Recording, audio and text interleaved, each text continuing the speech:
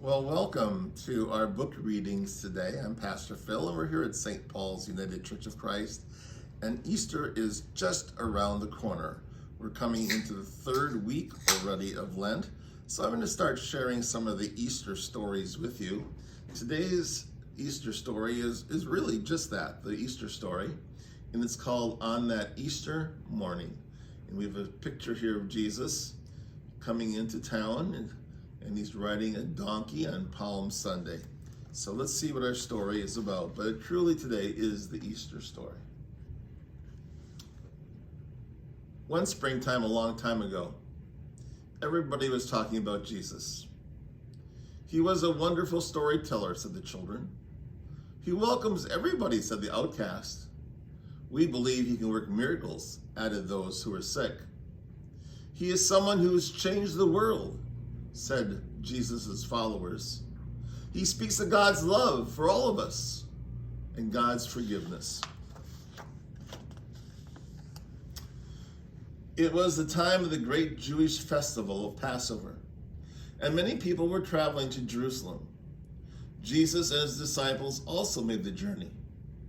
Jesus asked two of them to go and fetch a donkey for him to ride into Jerusalem. Other travelers noticed him. It's Jesus, they said. He's riding to the city of King David. He's riding, not walking. Perhaps that's a sign that Jesus is God's new king. Some took off their cloaks.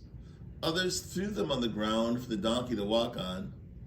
Others cut palm branches and waved them in the air. As Jesus rode up to the city gate, there was a joyful uproar. People began shouting, God bless the King who comes in the name of the Lord. And here's a picture, of course, of the palm branches. And it won't be long, and we'll be celebrating a Sunday called Palm Sunday. And we're going to have palms here at church too. And with luck, I'll have some to bring even to you. In the temple courtyard, everyone was busy with preparations for Passover. Pilgrims were buying and selling coins to make their offerings. There were animals for people to buy as sacrifices, and the air was filled with shouting. Jesus watched, but suddenly grew angry. He walked to a stall piled high with coins and tipped it over. Get out, he shouted. Buying and selling and cheating has nothing to do with the worship of God. The temple is meant to be a house of prayer, but you've made it into a den of thieves. The temple officers came running. How dare you do this? Said one of them to Jesus. The man's mad, said another. We'll have to do something to get rid of him.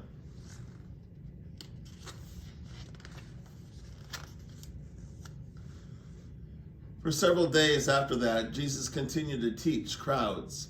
He told them about the right ways to live as true friends of Jesus. Meanwhile, his enemies were putting together a plan. These religious leaders and priests were delighted when one of Jesus' disciples, Judas, came to visit them. Will you pay if I help you to find Jesus when the crowds aren't with him? They said, yes. And a secret deal was made.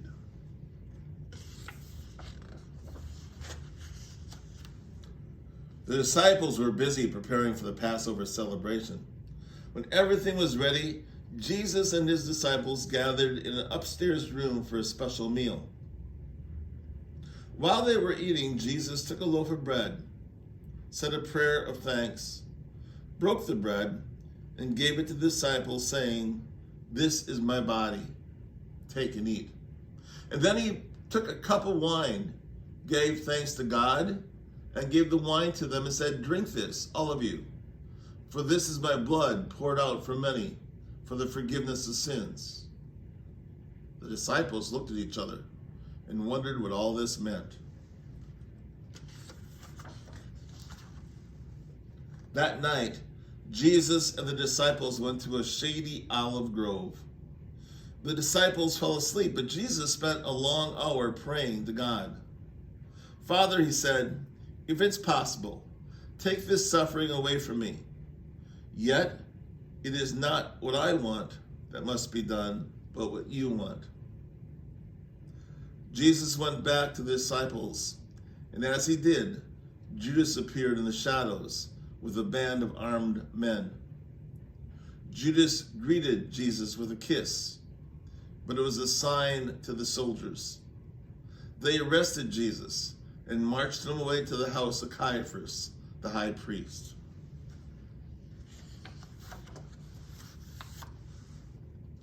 The other disciples were afraid and ran away, but Peter followed at a distance. As the door slammed on Jesus, Peter sat outside the courtyard. "I know you," said a servant girl walking past. "You're one of Jesus' followers." "No, I'm not," said Peter.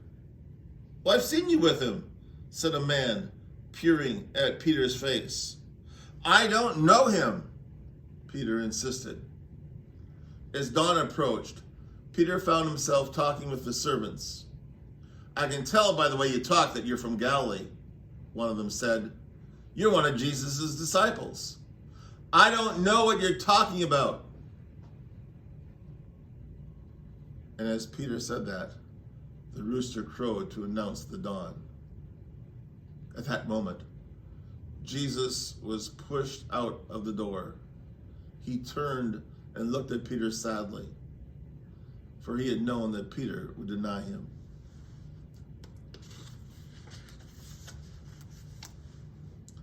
The religious leaders and chief priests took Jesus to stand trial before the Roman governor Pontius Pilate. "This man, Jesus, claims to be the king," they told Pilate. "That makes him a dangerous rebel." Pilate did not believe for a moment that Jesus was any threat to the peace, but the crowds outside were demanding Jesus' life. They'd been stirred up and paid off by Jesus' enemies. So Pilate agreed to the crucifixion, saying, "I am not responsible for the death of this man. It is your doing." Pilate's soldiers dressed Jesus in a purple robe and made a crown of branches for his head. "What a fine king you are," they mocked. Then, focusing on a wooden cross, they put it on his shoulders, and they led him outside the city to a hillside.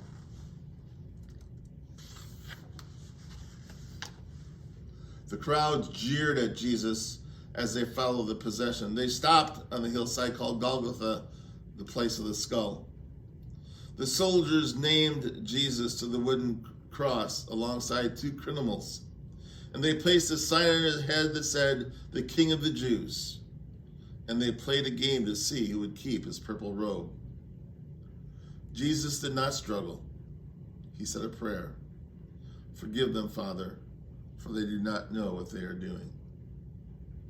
Nearby, his mother and a few other women wept. Although it was day, the sky turned dark as night. Then, with a cry, Jesus died.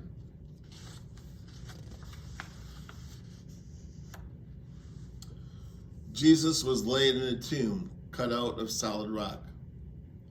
His friends wept as the stone door was pulled into place. The next day was the Sabbath day. Very early the next day of the Sabbath, the women who had been following Jesus came back, but to their surprise, he was gone. And that's where we're going to end our story, right before Easter. We'll continue the rest of this story as we get a little bit closer to the Easter itself, because that's where we talk about Jesus and Jesus going up to heaven. And that, my friends, is part of our story for today. So stay tuned. We'll have more of this book to come. It's called On That Easter Morning. Thank you for sharing with me today. Bye for now.